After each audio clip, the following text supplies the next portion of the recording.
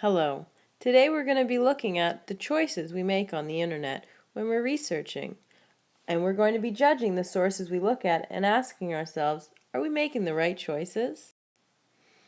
What to consider when looking up information on the internet is a very interesting question. And we need to remember the key concepts from media literacy, that all texts are constructed. What is written is the product of many decisions and determining factors. Much of our view of reality is based on messages that have been constructed in this way, with the author's attitudes, interpretations, and conclusions already built into the text. All text contains belief and value message. Whether oral, print, or visual media, texts contain messages reflect the biases and opinions of the authors and creators, whether intentionally, manipulative, or not. This means that no text can be neutral or value-free. So we really need to look at what the author is trying to tell us and what is their underlying messages when we're looking for different information. 3. Each person interprets different messages differently. So it's important to consider how you're interpreting something and if there's a different point of view. 4. Texts serve different interests. Most media messages are created for profit or to persuade, but all texts are produced intentionally for a purpose. These interests can be commercial, ideological, or political. So it's important to ask us, are these texts here to help us? Or maybe are they commercially driven and there's a lot of advertisements on that site and they're trying to get more money. 5. Each media develops its own language in order to position readers and viewers in certain ways. Whether TV programs, website, or novel, each medium creates meaning differently and each has distinctive techniques, conventions, and aesthetics. So those are 5 key concepts to remember when we're looking at different websites. But they're a little abstract, so we have a checklist from the Think Literacy Librarian Handbook to help us when we're looking through different sources. The first thing to consider is the authority. So, is the author for the site stated? Has the author appropriate credentials for the information we're looking at? Is the publisher for the site identified? Does the site contain contact information? And is a reputable group rated the site? I know those are a lot of difficult questions and hard to find, so it's important to notice the tip at the bottom of this checklist. Information experts choose wisely.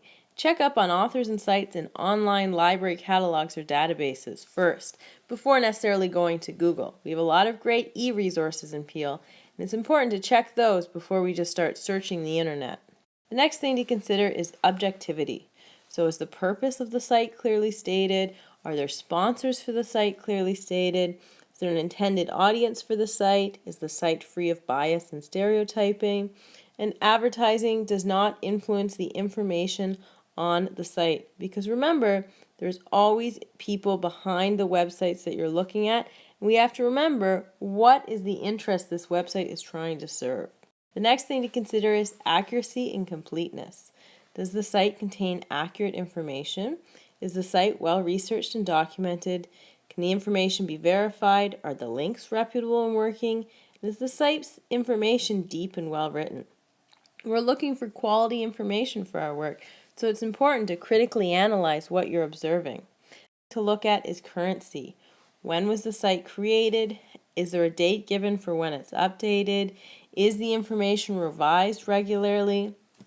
Because it's important that we're trying to get the most up-to-date information regardless of what we're looking at. Things and different opinions might be coming out regularly and we want to be considering all of them. And it's important to check for technicalities. So is the site easy to navigate? Are the graphics and layout adding value to the site? Because it's important to look through everything and critically analyze what's there, and is it there to help you or is it there to distract you or again bring you to a different advertisement. So those are 5 different key things we want to look at when we're considering a site. So now let's look at a website and try to notice these different things. Many of us in grade 8 are studying Louis Riel, who is the Métis leader. So let's look at the Canadian Encyclopedia entry for Louis Riel. First thing to consider is authority. Is the author on the site stated? No. I know it's difficult, but for a lot of our different encyclopedias, there isn't a specific author stated for the information. However, there is a section at the bottom of all of the Canadian Encyclopedia pages where you can get to the About, the Contact for the page, the Partners, meaning who helps support the page, and the copyright information. So we do know people who are publishing the information even if there isn't a specific author and there isn't a specific credentials given. So we can see there's a publisher for the site, and if we click on the Can Contact Us site, we can see there is a section where we can contact the people who work on the site. We can either send them an email, send them a Facebook message, or connect with them on Twitter, which is again an important aspect to a site. So we know we can contact the information. Next,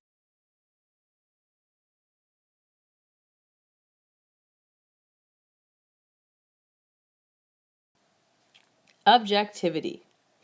The purpose of the site clearly stated. Well, yes, I've taken a section from the Canadian Encyclopedia's About page, and it talks about the version of the Canadian Encyclopedia, which was released in an interactive form in 2013, represents the latest incarnation of the project with unique history.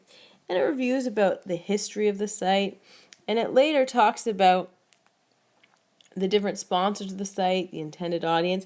It's all listed on the About page for the Canadian Encyclopedia. So again, if you're interested in this information, then go on to the Canadian Encyclopedia's website and go to the About page. The URL for the Canadian Encyclopedia is canadianencyclopedia.ca. Accuracy and completeness. Does the site contain accurate information? Is the site well researched and documented? Can the site's information be verified? Are the links working? These are all very important aspects when you're researching to consider when you're looking at different sites. And it's important to notice below the Louis Riel information given, there is a suggested reading and there's links to other sites. So it's important when you're researching a topic you don't know a lot about, not to just read the information on one site and take it at face value, but to look at a variety of different sites that look reputable. Again, remember to check the e-resources as well for information and see what stuff, if the information is accurate and if it can be verified on more than one website. The next is currency. How up to date is the information? On the About page for the Canadian Encyclopedia, we can see that the Canadian Encyclopedia moved online in 2001, and it talks about the journey as well as when it's updated and if the information is being revised. So again, it's important that we can find this information on our website to check if it's verified. And the technicalities. Is the site easy to navigate, and are the graphics and value, do they add to its value? I know I've only taken snippets from the whole website, but there's definitely graphics that can help you. But what I'd like to bring to your attention now is the words that are in a red font instead of a black. All those words have hyperlinks, meaning you could click on any of the terms you don't know there, and they'll take you to a different Canadian Encyclopedia entry that explains or provides extra information about those, such as the word Métis or Red River or Northwest Resistance, which is a great feature of the site to help you navigate, especially if you're working with information you're not familiar with. So again, it's very important to check your sources and critically judge them when you're looking at different things and you're researching to help inform your own work. If you're wondering about my sources, remember to check them out below my YouTube video. Now, if you feel comfortable and ready to research, please move on and start looking up different information. However, if you're still have some questions about it, I'm going to review a few more things to consider, and it might be a repetition of some of the things we've already gone through to help you as you evaluate and judge different sites. So again, evaluating our sources, you want to ask yourself, who is the author? Can you trust the author? What are his or her credentials to write this particular work? Is the author's purpose and intended audience clearly stated? Does the work provide factual information, opinion, or propaganda? Does the author have a biased point of view or stereotype people? Are the author's facts correct Are the opinions supported with data? Is there evidence of good research and documentation? How completely and deeply does the work cover the topic? Does the work answer the question completely? Is the date of the publication given? Is the information current enough for the topic or task? Does the source contain the information you need? Does it provide information that is relevant to your topic? Does the format of the source present the information in an attractive and clear way? Are there special visual features to aid understanding and pleasure? So these are all very important things to consider when you're looking at different sources.